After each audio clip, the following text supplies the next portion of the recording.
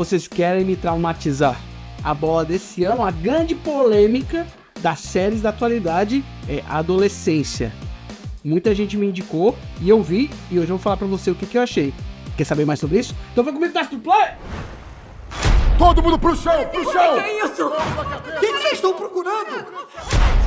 Estão cometendo um grande erro. Isso é um menino, é uma criança. Eu não fiz nada, pai! Muita gente sabe que eu trabalho com cinema e vem me indicar essa série, principalmente da técnica como ela é filmada. Cada episódio é um plano sequência completo. O que isso quer dizer? Quer dizer que a câmera nunca corta. Eles começam a rodar a cena e ficam seguindo os atores até o final do episódio por 1 hora completa, quase como se fosse uma peça de teatro. Trechos de plano sequência geralmente são muito celebrados em séries ou filmes como uma parte, um pedaço delas, como uma grande cena de impacto, uma coisa muito importante. São raros os casos que eles usam uma obra completa com plano sequência. E é sempre uma complexidade. E quando me falaram que essa série era um plano sequência, eu confesso que eu já fiquei um pouco com o pé atrás. Porque me soou quase como uma ginástica técnica para justificar a série. Então, poxa, essa série não deve ter um conteúdo tão bom assim, uma narrativa tão importante, que eles precisavam justificar a forma de como fazer isso com uma qualidade técnica, já que a qualidade dramatúrgica não estava tão forte assim. Como eu estava errado. O grande primor dessa série é a narrativa, é a qualidade de roteiro, as justificativas estão lá. Os personagens são muito bons e os atores entregam tudo muito bem. A premissa da série é basicamente um adolescente de uns 13 anos, ele assassina uma colega de escola deles. E a investigação desse crime pra gente saber se ocorreu mesmo e se ocorreu por quê. E como isso afeta o arredor. A família, os amigos, os colegas de escola e toda a sociedade em geral. Então as escolhas são muito bem feitas, as ideias e histórias são muito bem plantadas pra gente ter uma certa empatia maior com os personagens. Um grande exemplo, quando a série já abre, a gente tem o policial que vai investigar o crime, falando com o filho dele. O filho dele tem alguns problemas na escola, eles não são muito conectados. Mostrando pra gente o que aquele caso vai afetar ele sim pessoalmente, já que ele tem um garoto adolescente na casa dele. E que pai que vendo essa situação não vai pensar, meu Deus, isso poderia acontecer comigo. A gente não fez nada de errado, né? Ei! E a gente vai ter mais dessas questões plantadas adiante que se pagam dentro do próprio episódio.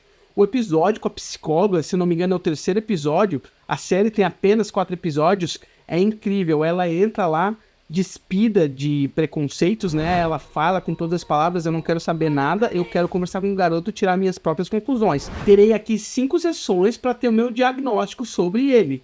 E aí eles têm uma conversa tão profunda, tão cheia de camadas, que o episódio acaba, ela já anuncia. Essa é a minha última sessão.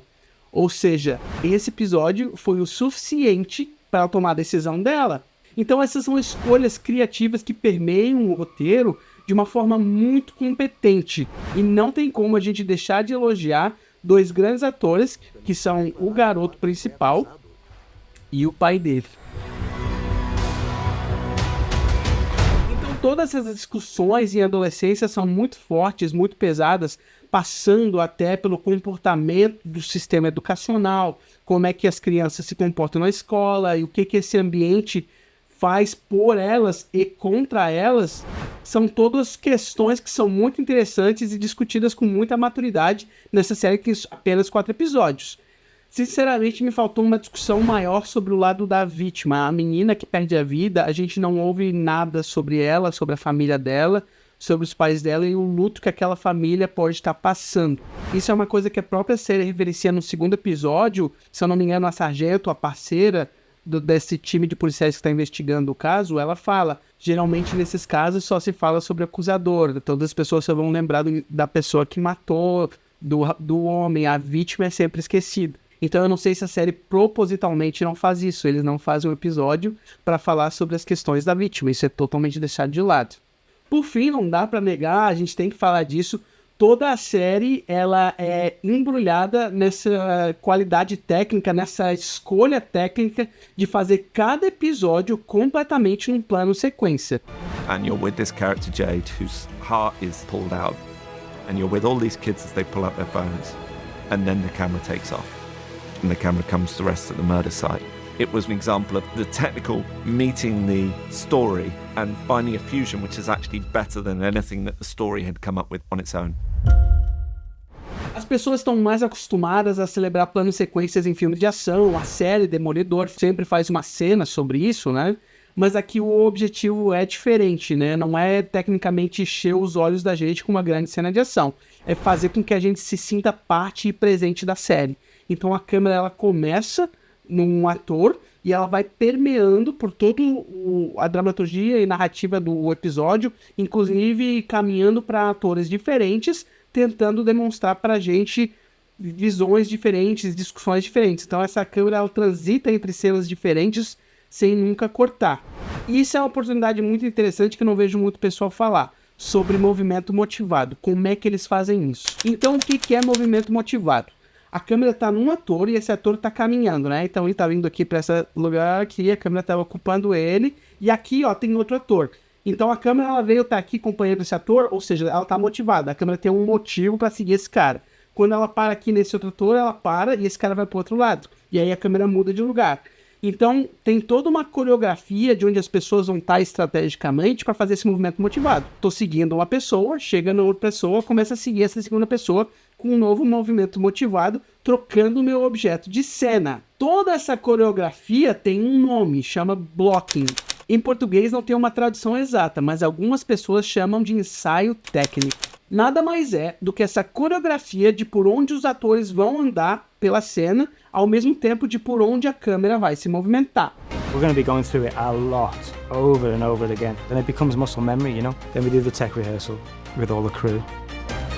That week, we put a lens on it, we start moving through the space, we start realizing what doesn't work.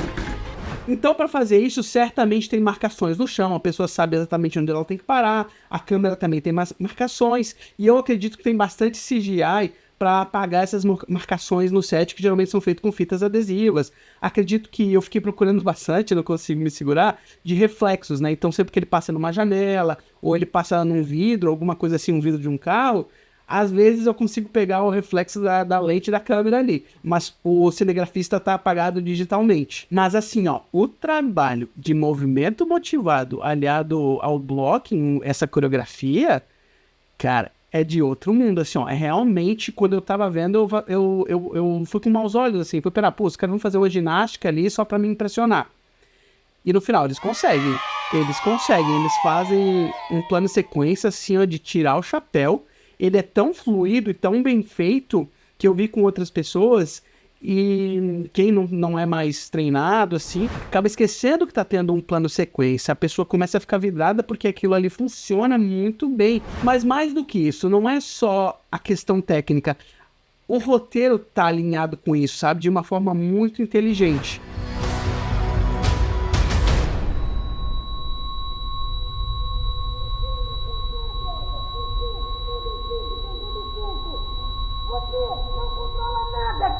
Olha pra mim!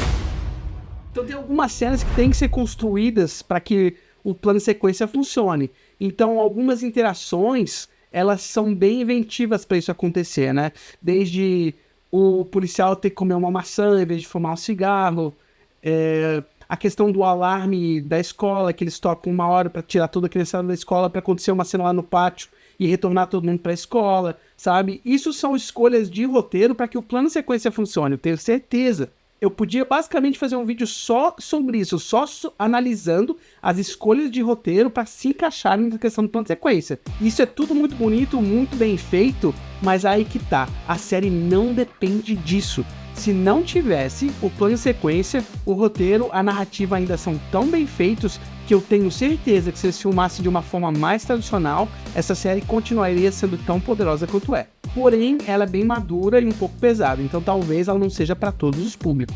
Mas enfim, obrigado por ter assistido até aqui, por hoje foi isso e até o próximo vídeo. Ele não foi declarado culpado, ele foi acusado. Eu não fiz nada, eu não...